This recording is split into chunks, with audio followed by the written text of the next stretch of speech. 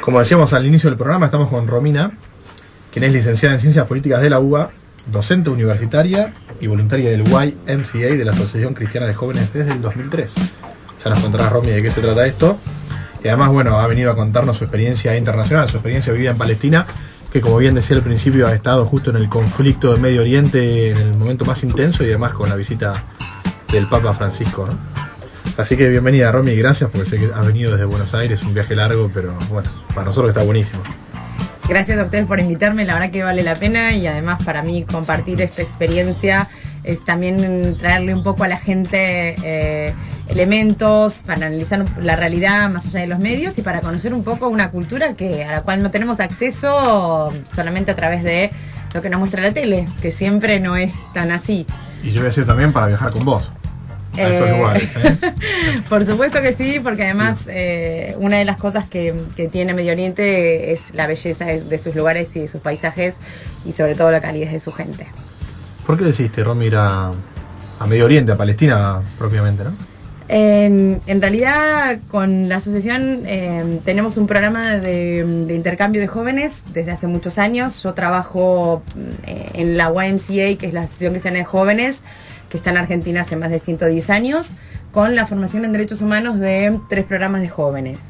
La idea es, en el caso particular de los espacios de formación, es formar líderes para la comunidad, y en el tema palestino, todos los años enviamos un miembro joven a que recorra y junto con otros voluntarios internacionales de otras YMCA vean lo que está pasando en Palestina, o sea, que vivencien por sí solos y por sí mismos el conflicto entre Palestina e Israel, sobre todo focalizado en Palestina. Yo estuve en el 2008 la primera vez y me quedé impactada, me quedé enamorada de esa tierra, de esa gente, y se dio la posibilidad de volver ahora por un plazo un poco más largo también a trabajar en un programa de jóvenes. Por ahí, para el oyente distraído, la primera pregunta sería: ¿cuál es ese conflicto? ¿Qué es lo que pasa, no? El conflicto tiene una trascendencia que siempre se lee desde el lado religioso. O sea, en Palestina, Israel, vamos a llamarlo así, porque hay 2 pueblos que merecen 2 estados, pero esta situación de convivencia en un territorio ha desatado un conflicto. En esa zona en particular conviven las 3 grandes religiones del mundo: la musulmana, la cristiana y la judía. Y ahí está Tierra Santa, está Jerusalén, está el Muro de los Lamentos, la mezquita, y para los cristianos el Santo Sepulcro. La Meca, ¿no?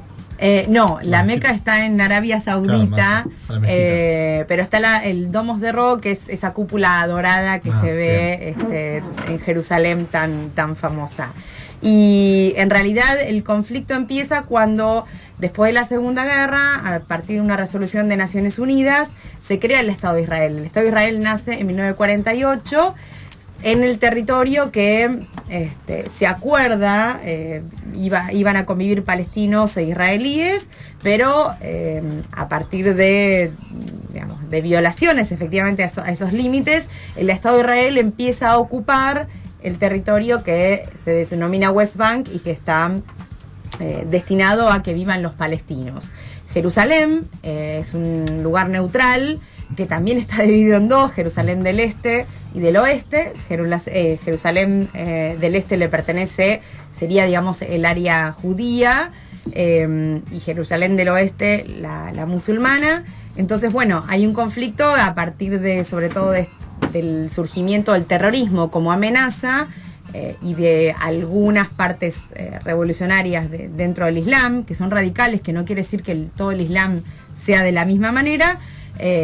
Hubo atentados terroristas en respuesta a esta ocupación, que desataron un conflicto que hasta el día de hoy tiene, intempestivamente guerras, momentos y obviamente una cantidad de muertos importantísima. ¿Estar ahí es vivir en conflicto permanente?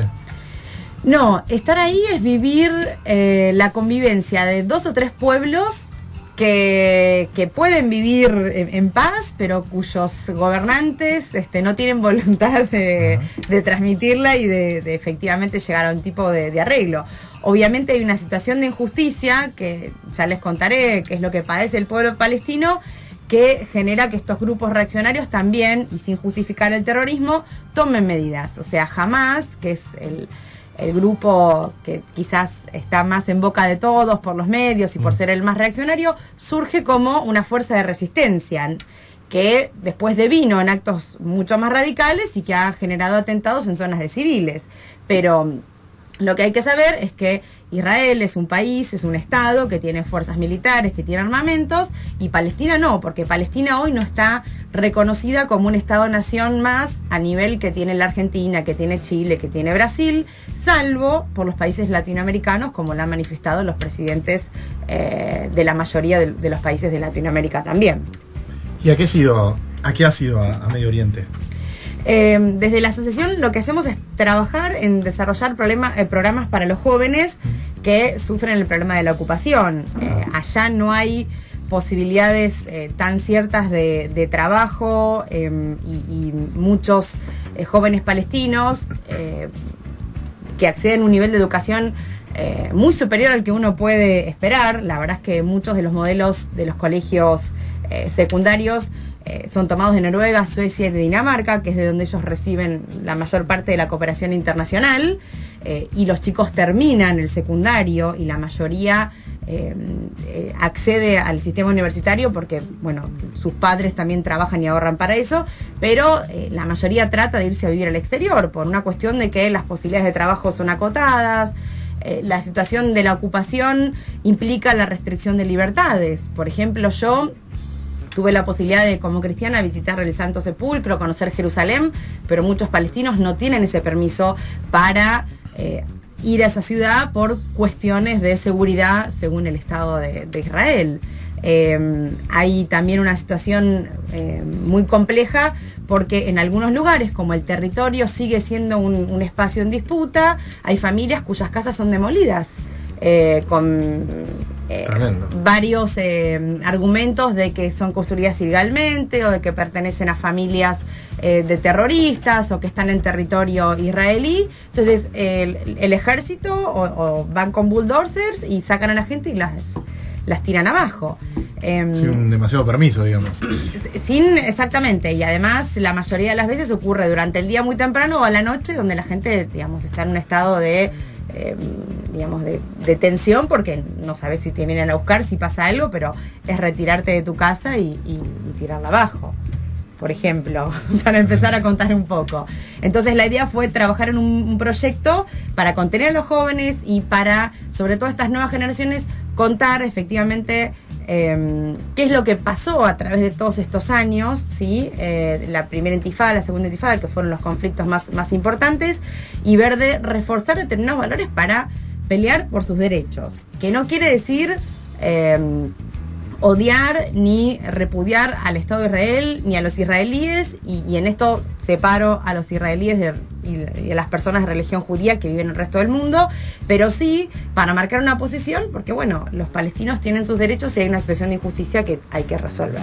Bien, y Romy, ¿cómo es una rutina allá? ¿Te costó la adaptación? ¿Cómo fue eso? La verdad que los días empiezan muy temprano. A mí también me tocó pasar el mes de Ramadán. El mes de Ramadán es el mes festivo donde los musulmanes ayunan durante el día, ¿sí? Desde la salida del sol, desde las 4:30 de la mañana hasta las 7:55. Es un mes donde, como muchas religiones, el judaísmo también lo tiene el ayuno, y los cristianos también deberíamos cumplirlo mucho más, que son los 40 días antes de Pascua.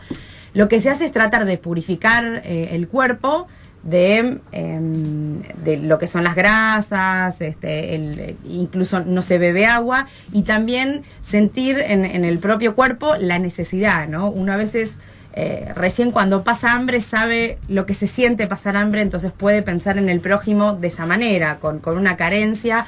En el Ramadán también tienen que hacer obras de bien, digamos, las tres religiones tienen ese ritual, pero el musulmán es el que más lo cumple. Entonces hay un ayuno, a la noche se hacen grandes comidas.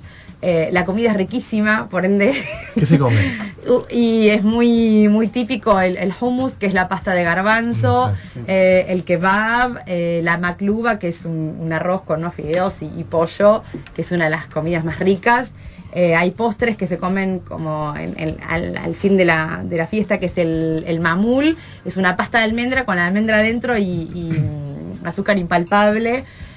dátiles con chocolate, hay sátar, o sea, hay muchas especias, mucha comida condimentada.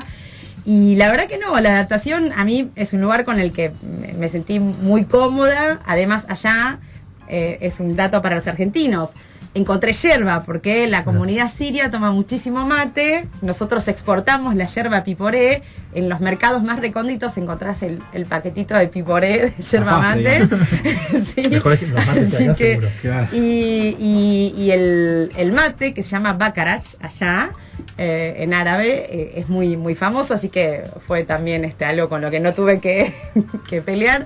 Y empezábamos muy temprano y a las 3, 4 de la tarde ya terminaba la jornada laboral. Yo estuve tomando clases de árabe y es maravilloso escuchar a las 4:30 de la mañana el primero de los rezos, ¿no? Ellos tienen 5 llamados a rezar y hay un silencio donde uno solamente escucha la voz del imán llamando a rezar y son ceremonias a las que uno se acostumbra. ¿Cómo se llama ese rezo?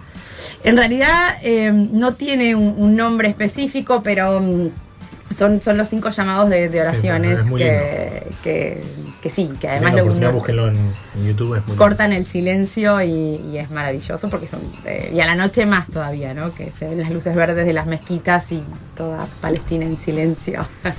Ahora el Ramadán me imagino que vos lo hiciste porque querías, o estando allá lo tenías que hacer sí o sí. Digo, sos extranjera, estando allá no es necesario que vos lo hagas, lo hiciste por querer hacerlo, digamos. Y yo acompañaba el ayuno por una cuestión de respeto. Cuando estábamos en reuniones o teníamos que viajar, a veces teníamos viajes de 3 horas de una ciudad a otra y el calor era terrible, pero yo no tomaba agua porque me parecía una falta de respeto. Te viene bien cuando tenés que hacer dieta, pero y a la noche era muy común que vinieran y te trajeran la comida de lo que preparaban, así que digamos, te sentís atendido y justamente no comer o no aceptar es como una falta de desprecio hasta que uno ya aprendes que tenés que poner un poco de comida en el plato de la otra persona para que deje de servirte, porque si no comes todo el tiempo.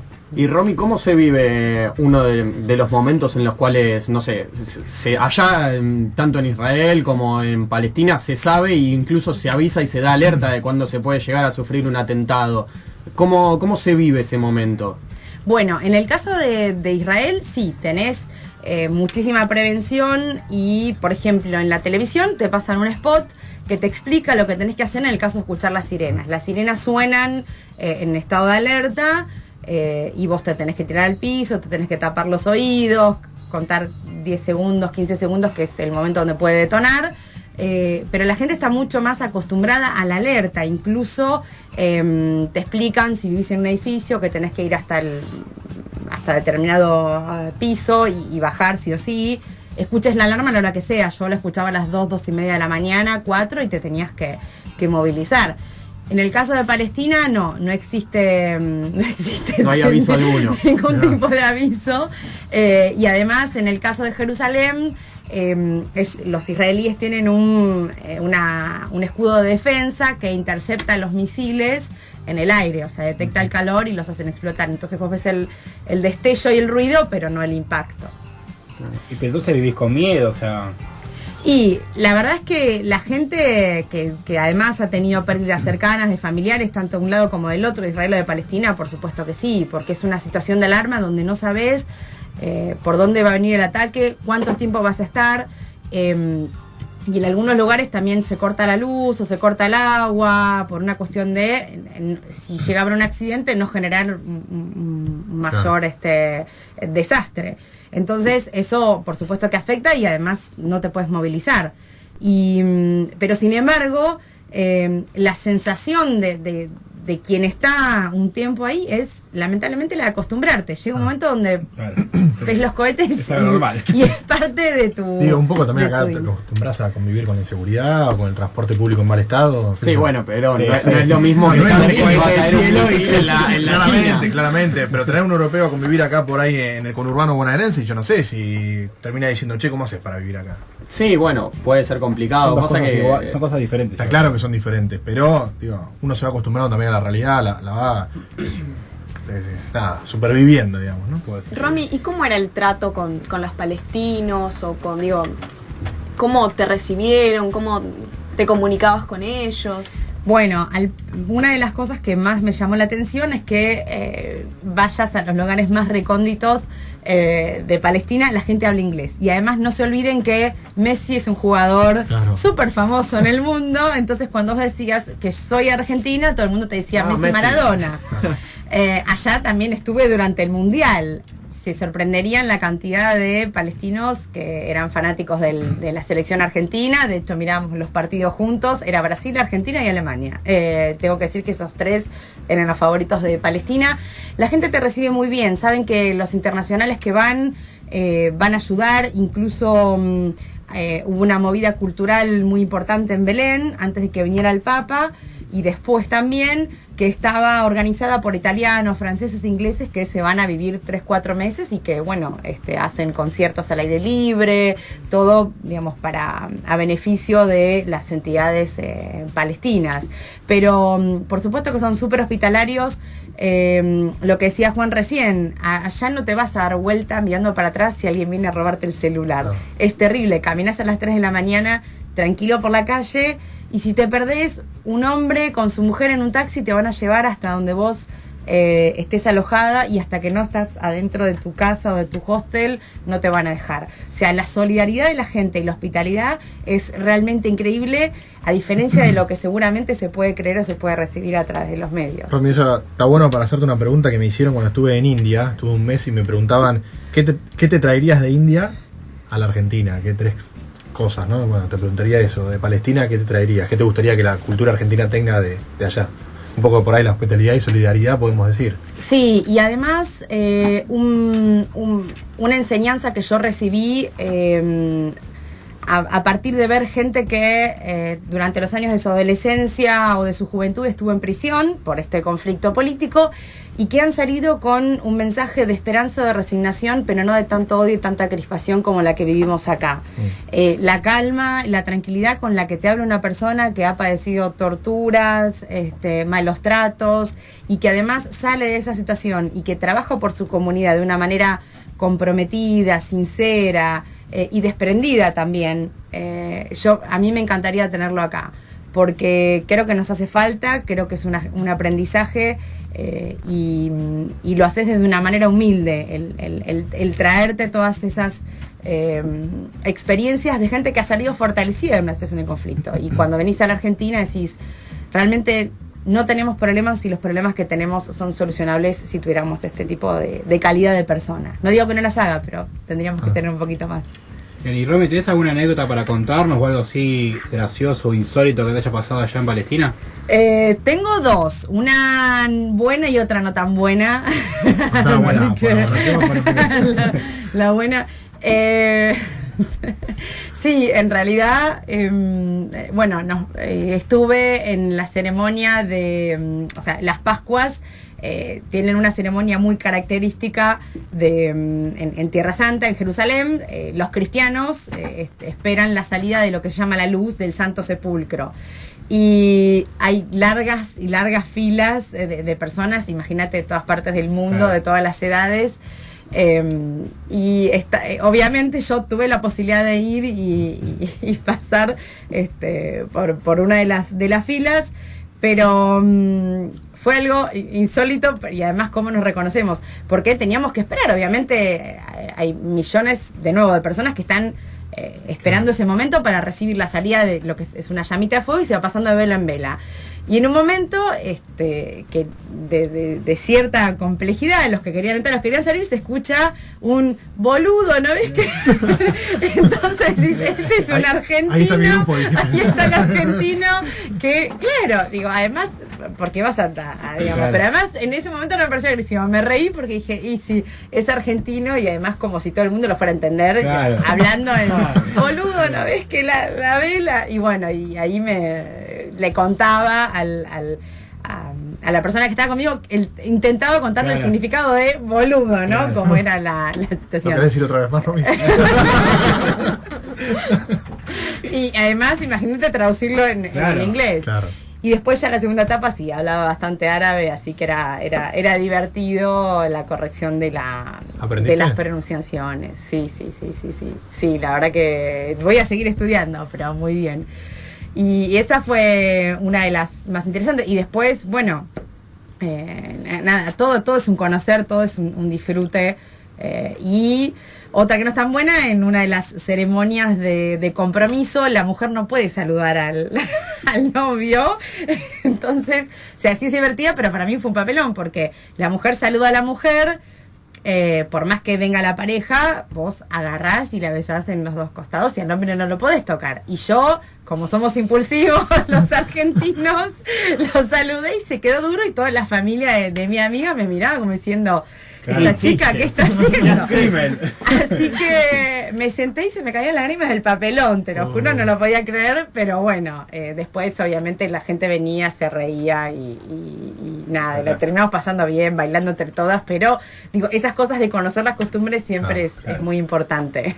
Romy, después quiero que me cuentes, después informativo, ¿no? Que me cuentes la experiencia de la visita del Papa, de Francisco, ¿no? Pero por supuesto. Así que nos vas a acompañar, tenemos que ir a la tanda y el informativo. En realidad después viene la columna deportiva y sí, después hablar un poquito más con Romina.